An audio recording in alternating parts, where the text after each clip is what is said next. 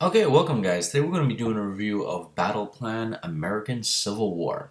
It's the latest game from... Actually, not the latest game. Okay, welcome guys. Today we're going to be doing a review of BattlePlan American Civil War. Now, this is a game from actual book publisher, Osprey Publishing. They decided to take their hand at making an iPad strategy game of the Civil War, which is... I commend them from doing that because... the more Civil War games on the iPad, the better. Alright, so let's just dive right into it.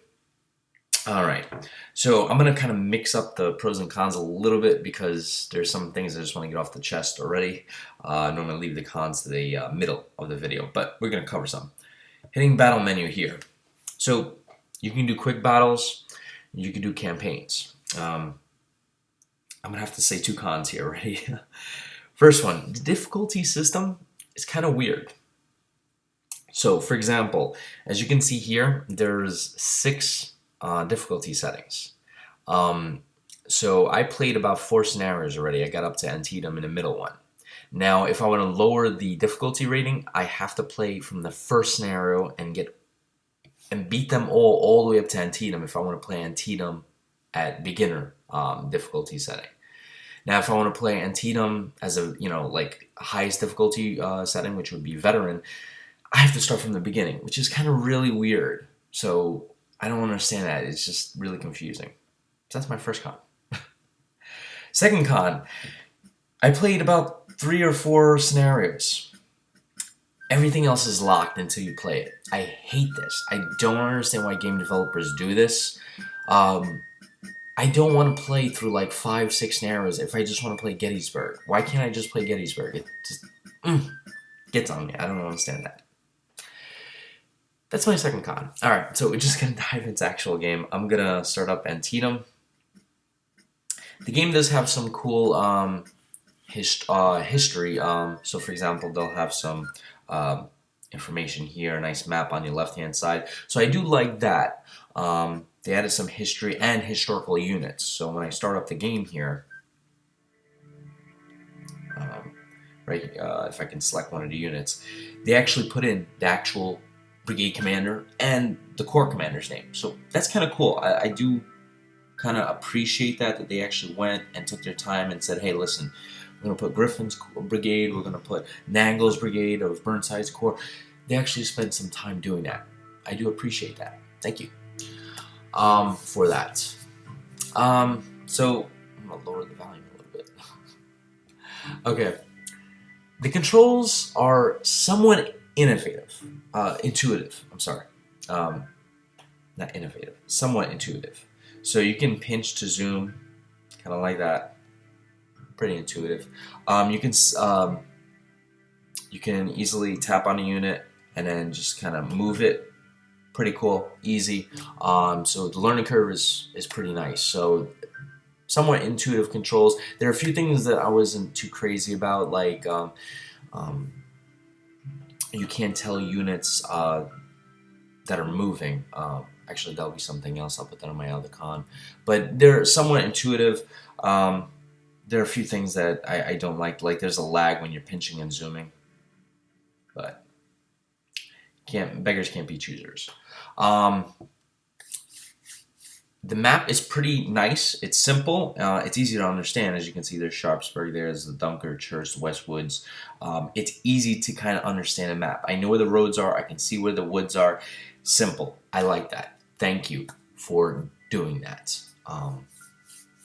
I don't. Sometimes when they add all this junk to the map and you're like, what is this supposed to be? This is easy to understand. So I do appreciate that.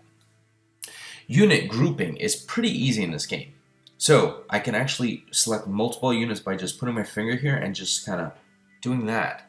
And if I want them to move to attack the Dunker Church or in that direction, just like that. Pretty easy. I like that.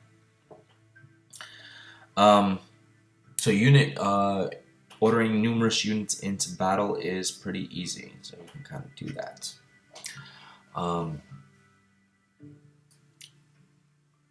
The actual concept of the game is a pretty innovative idea. And what I mean by that, this is kind of like, so if you ever saw a Civil War map, You know, and you see the blues and the red rectangles depicting brigades and stuff like that. This is kind of meant to do that. This is kind of like, all right, here's the map, here are the units, and just move them with your finger. So the idea is innovative. I appreciate that. I don't think it's been done before, at least not on the iPad. So that's pretty cool. I like that. Another pro. Got a couple pros. Real unit numbers here. As you can see, if you look in the middle and it'll of the page of the screen, it'll say 1,000 out of 1,000. These are real unit numbers, not fake. Okay, so some games I play where you select the brigade and you'll select the brigade and the brigade will have 290 power. You're like, what the heck is 290 power? Or 6 out of 10 strength. Like, what's 6 out of 10 strength? Is that good or is that bad? I mean, how many troops is that? I don't understand.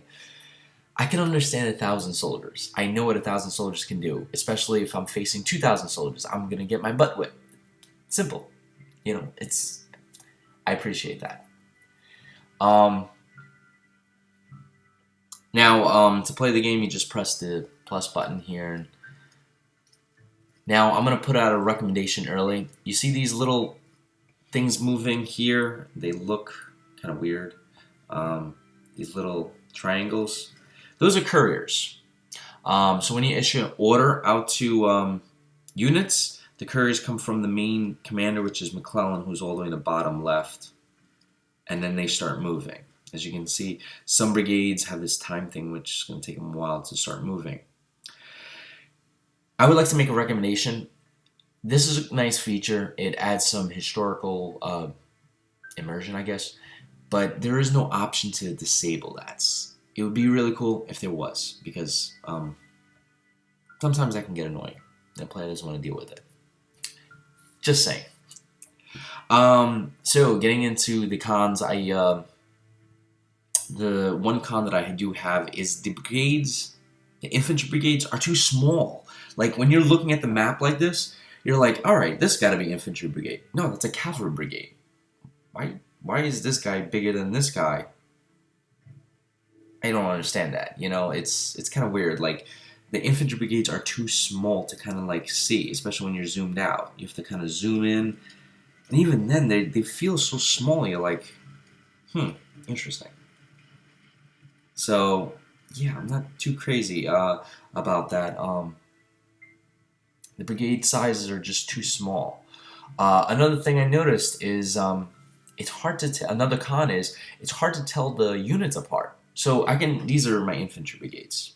I can understand that. Who are these? Okay, so they're my cannons. So then, who the heck is this guy? That's supply. Who's this? Oh, that's McClellan. I would never know that's McClellan. That looks like an infantry brigade. Why is it like? Why wouldn't you just put a star there? It kind of separates itself. It's just those little things. Like it's hard to tell the units apart. I don't understand why cavalry brigades are bigger than infantry brigades. Just weird. But yeah. Let's see what else. All right, we're going into the animations.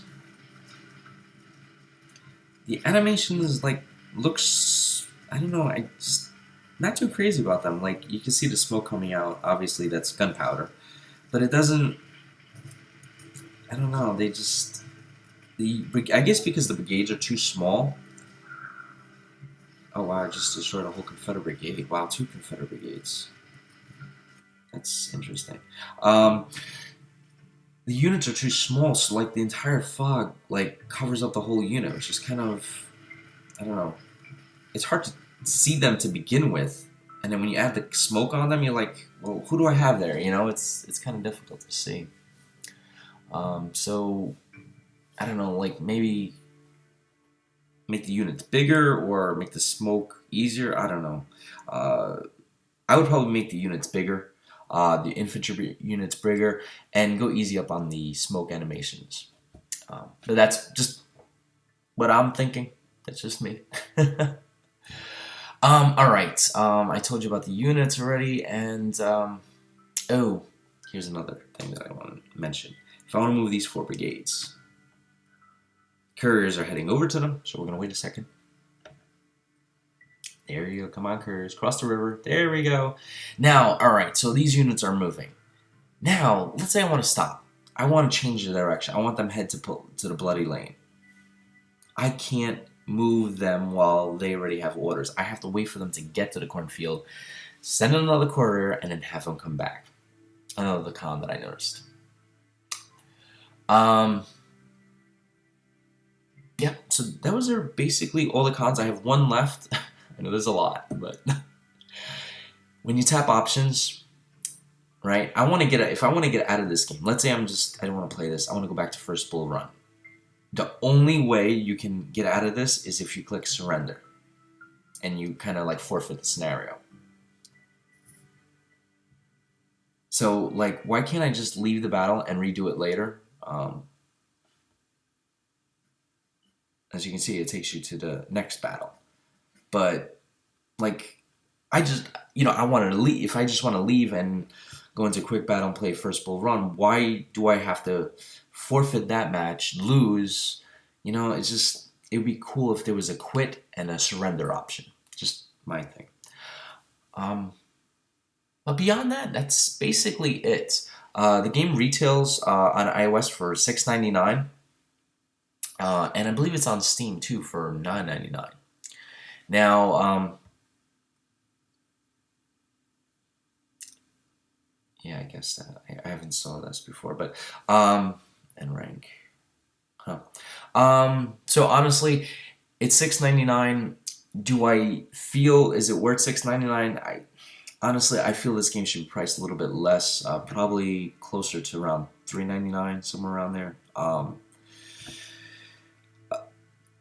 Is it worth buying? I can tell you, if you're looking for, this is not going to be the best Civil War game for the iPad. I'm just going to say that out straight. It is a really cool idea. I believe with some updates, making the units bigger, animations, just fix out the cons in there. I guarantee you, if you fix out the cons in here, will be possibly one of the best Civil War games on the iPad.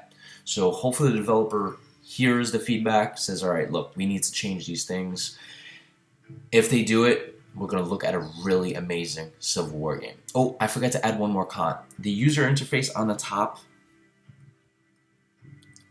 I don't get much out of it. Units in battle, obviously 46 brigades, they have 32. Reinforcements, no one's getting reinforcements and units lost. I guess there's a simpler way to kind of do that. I don't need all that crap there. I don't know. It just feels like wasted user interface space. You could probably make this much more simpler and easier to understand rather than me tapping this. Okay, and tapping that. Possibly put some other useful information there alongside that. But basically, that's it. Honestly, if the developer fixes the cons, this will be an incredible Civil War game. Until then, it's good. It's not as good as it could be. But that's about it, guys. That'll do it for me for this review. I will catch you guys in the next one. And see you then.